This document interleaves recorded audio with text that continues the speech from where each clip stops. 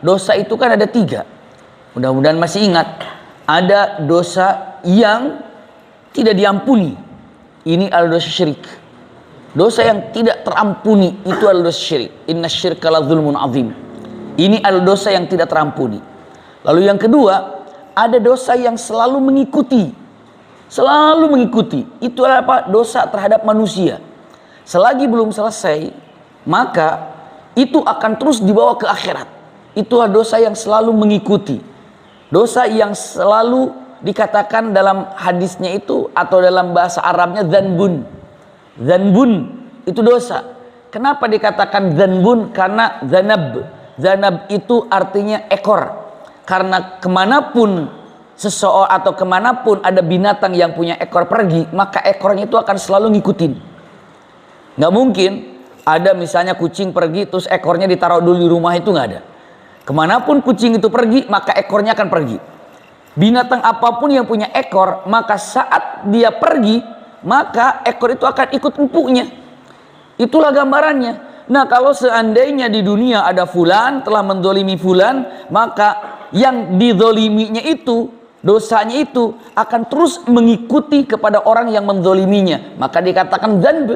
Limadza summiya dzanbu dzanban? Kenapa dosa itu dikatakan dosa? Dzanb itu adalah dosa, tapi berasal daripada dzanab. Itu artinya apa?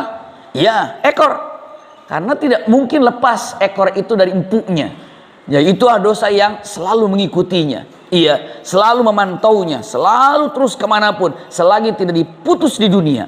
Bagaimana cara memutus di dunia? Adalah dengan cara islah, minta maaf, saling memaafkan, udah selesai, itu terputus, nggak ada lagi.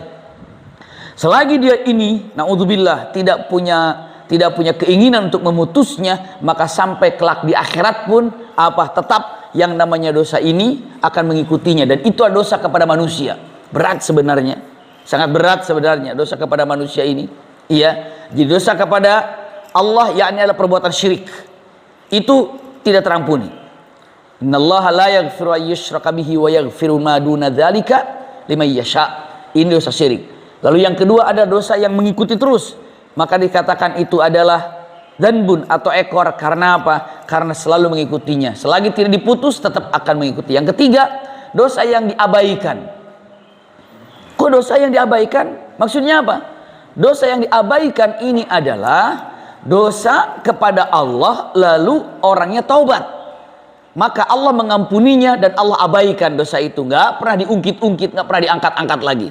Kalau manusia saat memaafkan, nggak usah jauh-jauh, suami istri aja terkadang ketika dengan mengatakan ucapannya, "Mama, Bapak nggak suka kalau Mama seperti itu."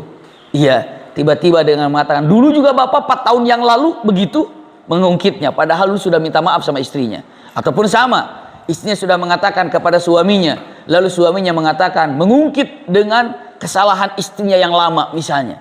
Atau teman mengungkit kesalahan teman yang lama. Sahabat mengungkit kesalahan sahabat yang lama. Maksudnya apa? Manusia apabila sudah memaafkan tapi tetap masih ada bekas. Manusia kalau memaafkan tapi masih tetap punya bekas. Tapi kalau Allah tidak.